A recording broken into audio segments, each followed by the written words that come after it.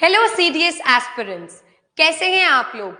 आपको पता है अभी 6 तारीख को the Cavalier Defence Academy conducted a mock test series और आज हम हमारा इंग्लिश का पेपर डिस्कस करने वाले हैं। आप पहले ये बताइए कमेंट डाउन कर आपको पेपर कैसा लगा। Was it easy, moderate, tough और आपने कितने क्वेश्चंस किए हैं और आप कितने मार्क्स स्कोर कर रही हैं। ठीक है, अभी हम डिस्कस करते हैं। पेपर में सिनोनिम्स थे, एंटोनियम्स थे, इडियम्स एंड फ्रेजेस थे वोकैबुलरी में। हम सबसे पहले वही देखेंगे। चलो, मैंने पहले भी बताया है पेपर को करना कैसे है। कुछ बच्चे क्या सोचते हैं कि हमें पहले रीअरेंजमेंट कर लेना चाहिए, कॉम्प्रीहेंशन कर लेना चाहिए। समझने की कोशिश करो, ये टॉपिक टाइम कंज्यूमिंग टॉपिक है।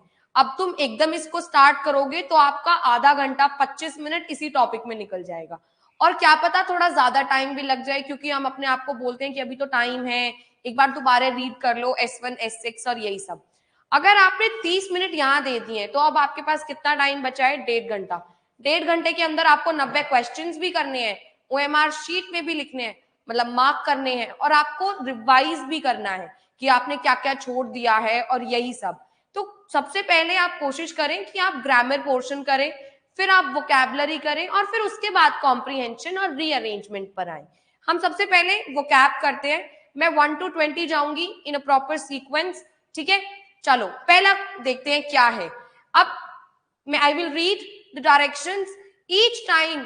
each item in this section consists of a sentence with an underlined word followed by 4 words. Select the option that is opposite. अब देखो यहाँ पर क्या पूछा है, ऑपोजिट पूछा है, तो मैंने अंडरलाइन कर लिया है। क्यों? क्योंकि अब कुछ बच्चे हैं वो सिनोनिम्स कर लेंगे, क्योंकि उन्होंने डायरेक्शंस तो पढ़े ही नहीं है। चलो पहला, the nation was gaining ground at this time as the acceptable and legible idiom of collective political demands. Legible का मतलब क्या होता है? क्लियर, ऑब्वियस, जो आप समझ सके। तो इसका ऑपोजिट क्या हो जाएगा? इनकॉम्प्रिहेंसिबल। आगे चलते हैं।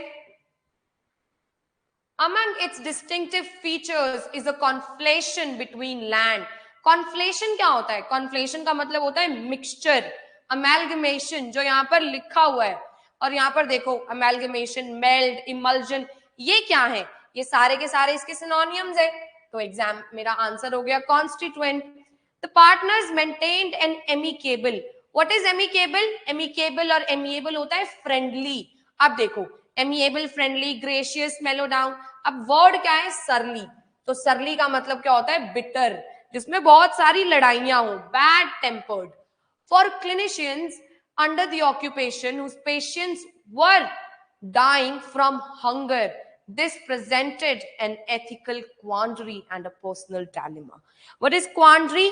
Quandary का मतलब होता है uncertainty। ठीक है, इसका डायरेक्टली ऑपोजिट हमें गिवन है certainty. So that is our answer. अब देखो क्वेगमायर क्या होता है? इसका मतलब होता है कोई भी कॉम्प्लेक्स सिचुएशन। ठीक है, अब अगला देखते हैं। The CEO has been praised for his adroit. What is adroit? Skillful, है ना? तो अब adroit का तो मतलब होता है skillful, इसका ऑपोजिट क्या हो जाएगा? गॉश। गॉश का मतलब क्या होता है? Person who is not skilled and experienced, right?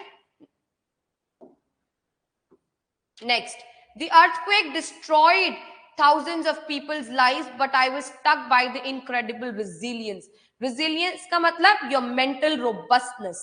Okay, so potency, tenacity, weakness, obstinate. इसका क्या आंसर हो जाएगा? इसका आंसर हो जाएगा weakness. Next, this process taught me the importance of being a ruthless editor. Ruthless हम सबको पता है क्या होता है? रूड। अब देखो बूरिश भी वही है, एक्रीमोनियस, बिटर रिलेशनशिप, कैलेस मतलब सेल्फिश, कनिंग, तो वर्ड हो गया कंपैशनेट। ठीक है, आगे बढ़ते हैं। आप एलिमिनेशन से भी सॉल्व कर सकते हैं। With little access to medical care many of them succumbed to exhaustion, starvation, disease. Succumb का मतलब टू गिव अप। ठीक है, अब देखो कैपिटुलेट, डिफीटेड, सोनोरस, तो क्या हो जाएगा आंसर? आंसर हो जाएगा मेरा बैटल। Next, frugal. फ्रूगल कौन होता है? जो इंसान ज्यादा खर्चे नहीं करता है। ठीक है, अब देखो फ्रूगल इंसान जो कम खर्चे करे, सोच समझ कर करे। ठीक है, जुडिशियल स्पेंडिंग में बिलीव रखे। अब फ्रूगल लाइफस्टाइल, अब फ्रूगल का क्या हो जाएगा? Thrifty, निजरली, पैर्सिमनी, spendthrift. right? Next, sedentary lifestyle. What do you understand by the word sedentary? sedentary का मतलब होता है कि आप लोग मूव ही नहीं कर रहे हैं, एक ही जगह स्थिर है, ठीक है? तो इसका ऑपोजिट है एनिमेटेड, राइट? अब हम आगे आ जाते हैं, ठीक है? I'm also bringing it here. अब देखते हैं हमें आगे वाले क्वेश्चंस. अब देखो, each item in this section consists of a sentence with an underlined word followed by word. Select the option that is similar in meaning. यहां मुझे क्या निकालना है? यहां मुझे निकालने हैं, यहां मुझे देखने हैं क्या? Synonyms. देखो, सबसे पहला, recently 23 of which was best. एक मिनट, मैं इसको ऐसे कर लेती हूँ. अब ठीक है. Students met virtually to test their metal. What is metal? Resilience. कोई मेटल बोला जाता है, मतलब तुम्हारी मेंटल रोबस्टनेस, तुम कितना अच्छे से कुछ भी कर पाते हो. अब देखो हमारे पास क्या क्या ऑप्शंस है. प्लेसिडिटी का मतलब क्या होता है? कूल. प्ले मतलब काम. अडोर मतलब पसंद करना, to praise, right? So calibre is the word. Since the callow baker was new. What is callow? Callow का मतलब होता है बिगनर, ठीक है? बिल्कुल नया नया, जिसको बोलते हैं एमेच्योर, ठीक है? सो inexperienced baker was new to cake decorating. She did not know how to properly frost the multi-layer cake. अब पहला वर्ड क्या है? puerile. puerile का मतलब भी होता है childishly. अगला भी childish है. फिर क्या है? immature. seasoned, तो इसका होना चाहिए immature. Next, the magazine article provided ideas for activities designed to shake off the torpor of a rainy day. Torpor का मतलब होता है वो जो चिपचिपापन नहीं होता है रेनी डे का, वो. तो उसका वर्ड है टेपिडिटी, ठीक है? आगे चलते हैं. The incumbents for the Fayetteville and Rogers school board all secured their seat for another term. Incumbent का मतलब क्या होता है? Something, incumbent is something that is obligatory, ठीक है? वैसे तो, लेकिन इनकम्बेंट का यहां पर मतलब क्या है? Office holder. अब next, the pole vaulter reach the apogee. Apogee मतलब सबसे ऊपर, तो एपेक्स, ठीक है? Apex. Next, I attempted to aggrandize. What is aggrandize? Aggrandize का मतलब होता है बढ़ा देना, ठीक है? अब एक मिनट, इसमें there some misprinting I think. Let me check with my paper.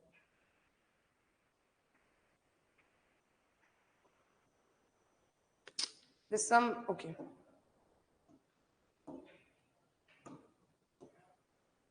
I attempted to aggrandize the CEO's high status in the company to sweet talk him into signing of a deal. Aggrandize का मतलब क्या होता है? बढ़ा देना, तो elevate. Next, 7 plenteous year brought enough food to feed the people during famine. Plenty का मतलब क्या होता है? तो plenteous का भी मतलब सेम है, ठीक है? अब आगे देखते हैं. plenty मतलब बहुत सारा, तो abundant. the indictment, indict का मतलब क्या होता है?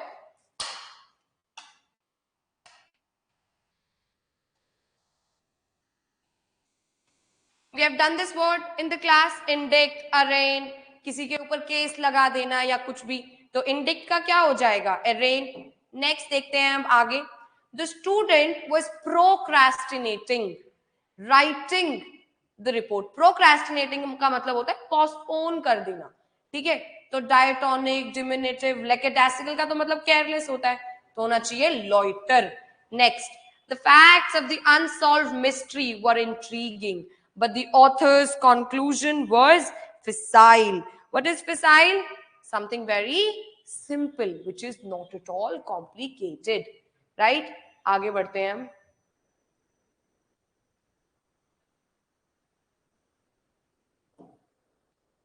अब हम अपने स्पॉटिंग द एरर्स देखते हैं.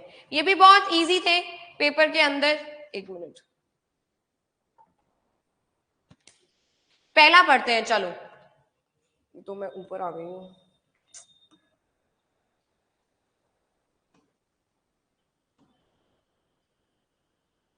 His voice shook with emotion, and it was so funny to hear him that we all longed to laugh and to cry.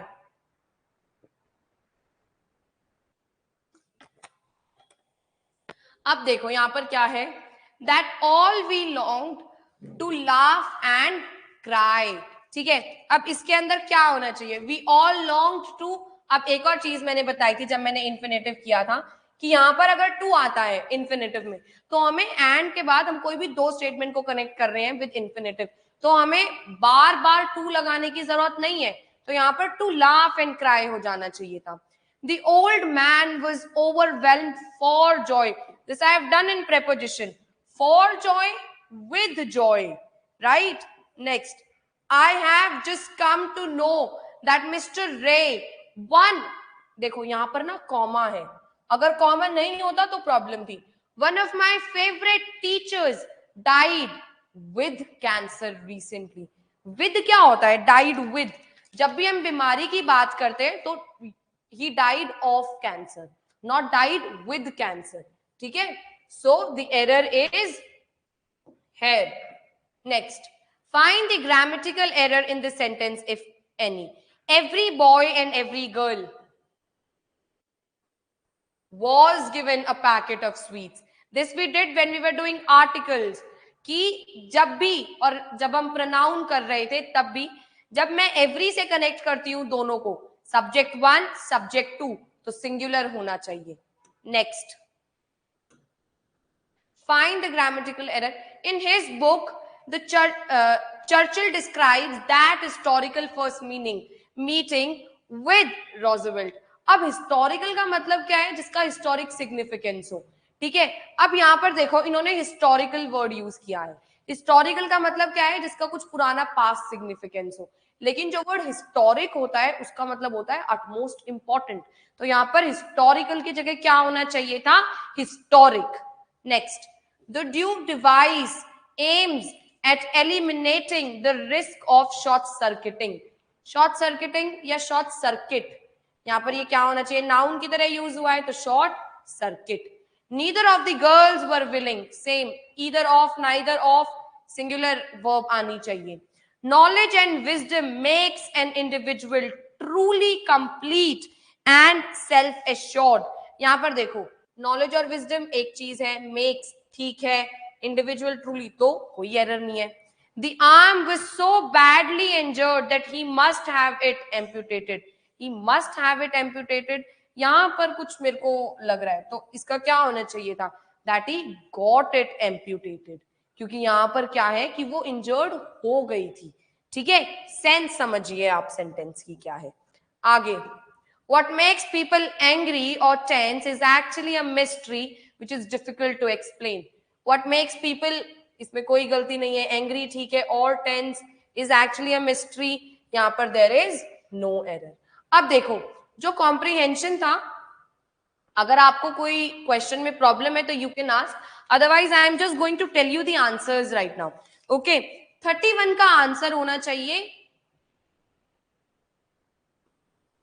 automation. The technological system of tomorrow will be marked by automation.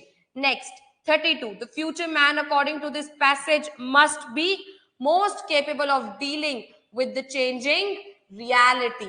33 का answer होना चाहिए। अगर आपको इन questions में कोई दिक्कत है तो you can ask, I am just going to tell you the answers. यहां पर मेरा आंसर होना चाहिए सिंक्रोनाइजेशन। नेक्स्ट, 34 का आंसर है सी। नेक्स्ट, 35 का मेरा आंसर है बी। आगे चलते हैं, 36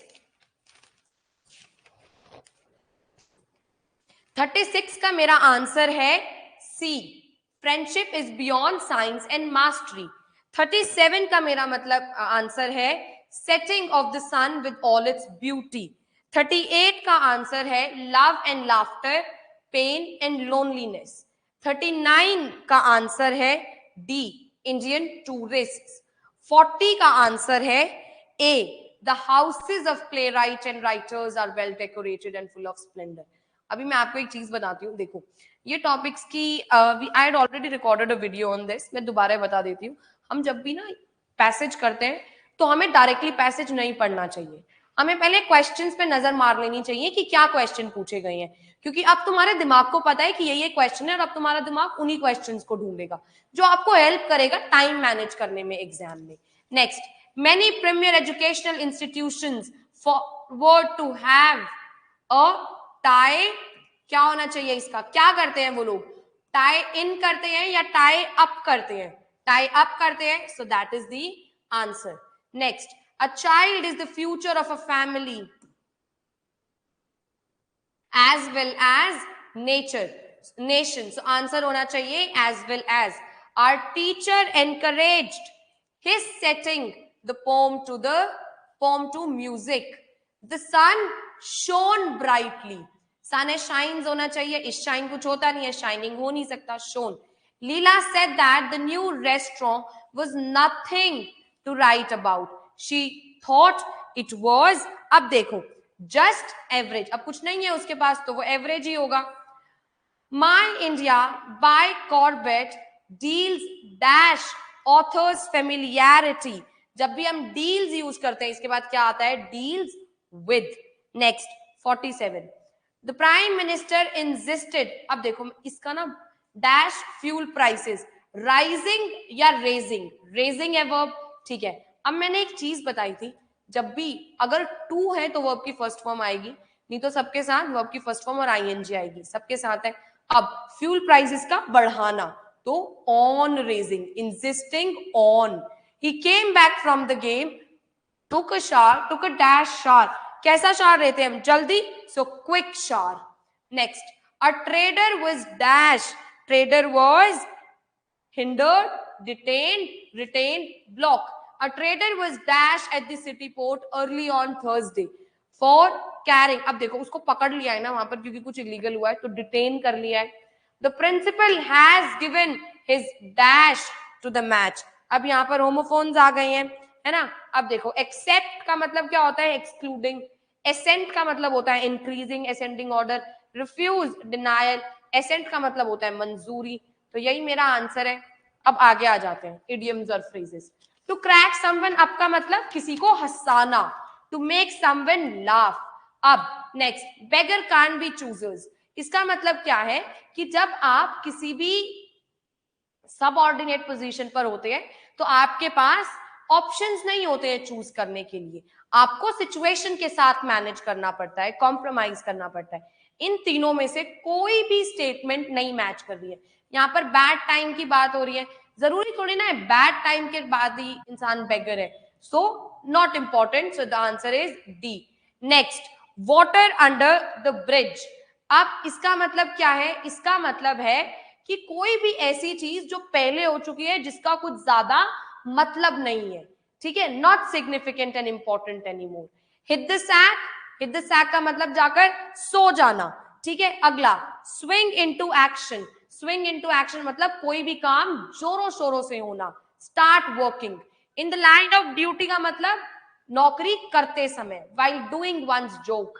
next, take a cue from someone. इसका मतलब क्या है कि किसी से इन्फ्लुएंस होना. Red tape. ये रेड टेपिज्म का मतलब क्या होता है कि मतलब जो ऑफिशियल ऑर्डर्स होते हैं उसमें डीले होना. Next, steel someone's thunder.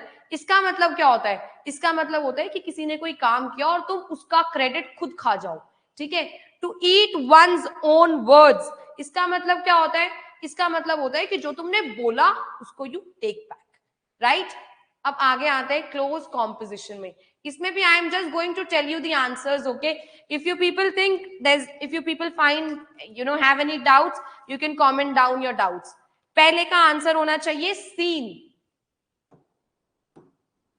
Next answer होना चाहिए मेरा वर्क. मैं बता देती हूँ क्लोज कॉम्पोजिशन करते कैसे हैं. सबसे पहले देखो, हमें क्लोज कॉम्पोजिशन करने से पहले एक बार उसको ऊपर ऊपर से देख लेना चाहिए और कीवर्ड से ये समझने की कोशिश करनी चाहिए कि क्या है, क्या पूछा क्या गया है क्लोज कॉम्पोजिशन में, ताकि आपको वो बैकग्राउंड समझ में आ जाए, ठीक है. अभी आगे देखते हैं 63, या फिर मैं पढ़ देती हूँ और then we can do.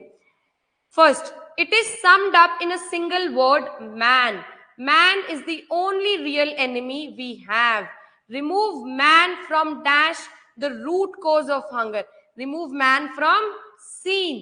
Next, and the root cause of hunger and dash is abolished forever. Hunger and work. Next, man is the only dash that consumes. Man क्या है? Worm है, human है, body है, creature, right? That consumes without dash, without producing. क्योंकि हम क्या है? Consumers हैं, right?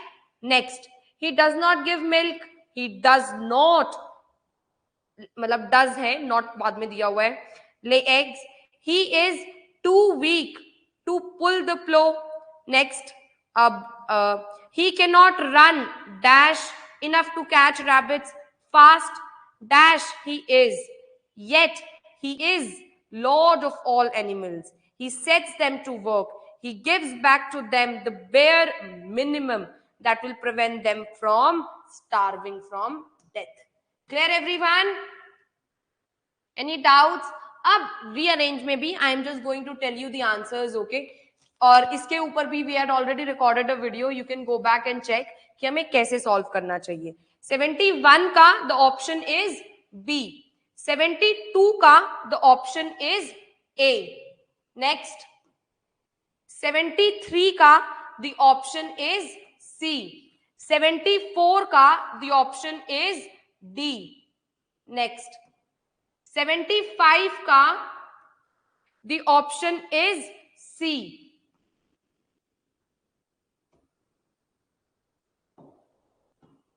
Next, 76 का the answer is A. 77 का answer is again A. No, it's B. 78 का answer is B. 79 का answer is D and 80th का answer is C. Now coming on to these the other PQRS rearrangement, वो भी देख लेते हैं एक बार, उनके भी एक बार जल्दी जल्दी आंसर्स करने की कोशिश करते हैं, ठीक है, so that we don't waste our lot of time on this.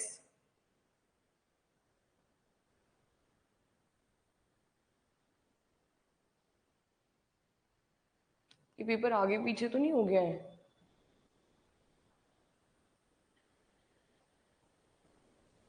Just a second everyone. आगे पीछे हो गया है थोड़ा सा पेपर. अब आ जाते हैं 71 से स्टार्ट करते हैं एक बार दोबारा. PQRS है. 71 का answer is B.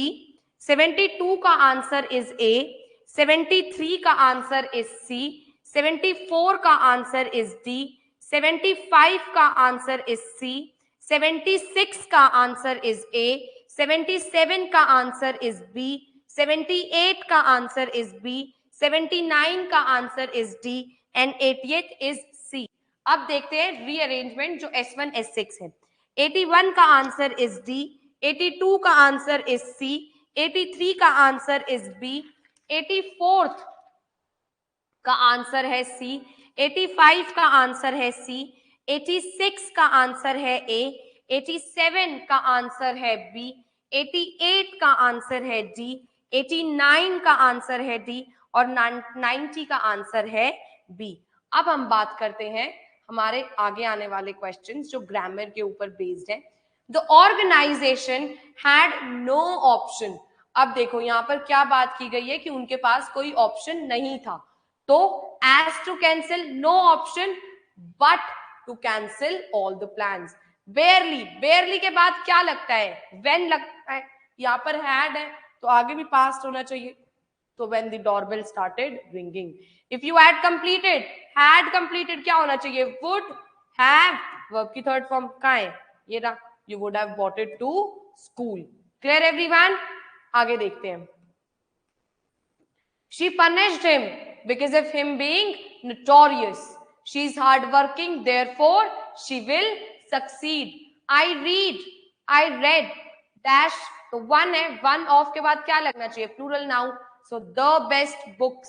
Next, if I were a millionaire, Khyali pulao, I would go for a world tour. Sentinels were posted. Lest है तो should आना चाहिए. The camp should be taken by surprise.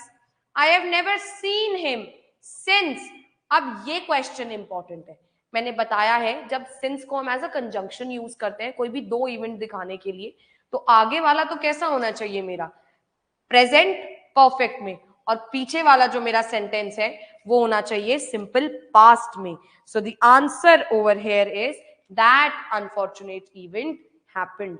You will not succeed unless you work harder. अब past speech देखते हैं. He is a fan of cricket. So यहां पर of क्या है, कनेक्ट कर रहा है फैन को क्रिकेट से, ठीक है, और पोजीशन भी बता रहा है. ऑफ किसके लिए यूज करते हैं, बिलोंगिंग के लिए. यहाँ पर ये प्रेपोजिशन है. She was distressed. Distressed is a verb. His courage, what is courage, courage is a noun.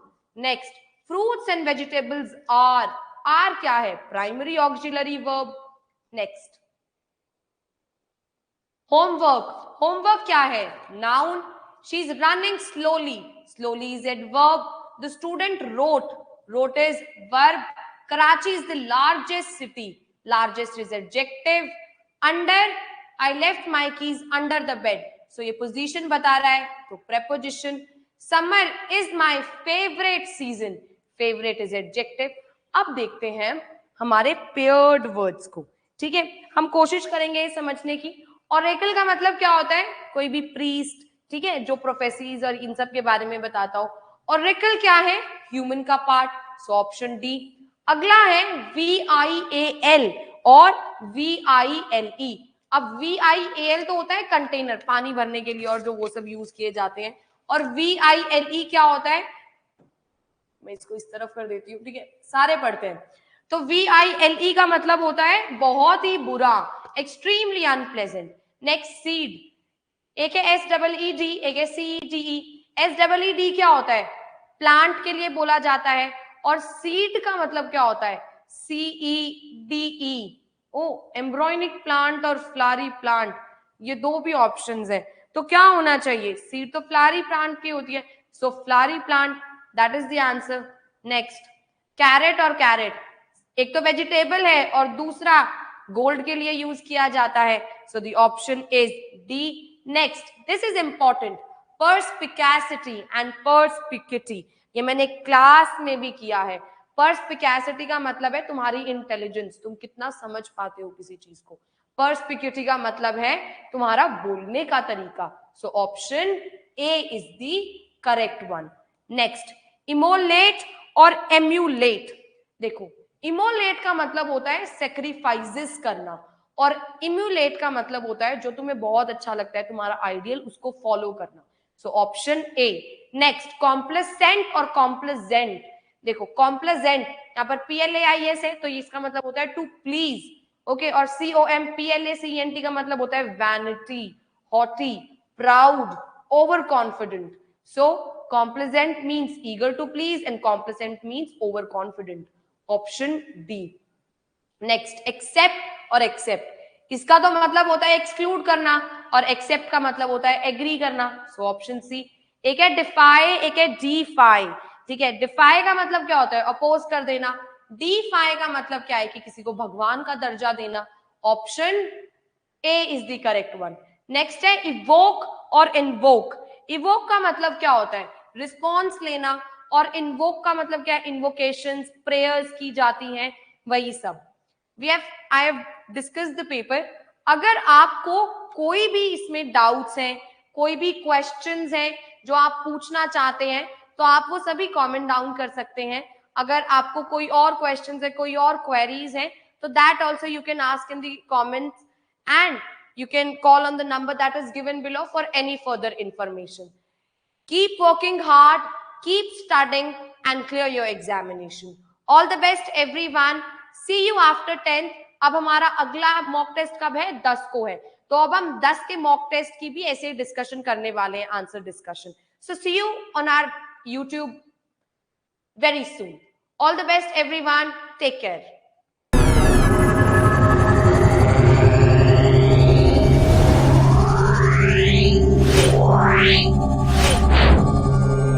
Wow.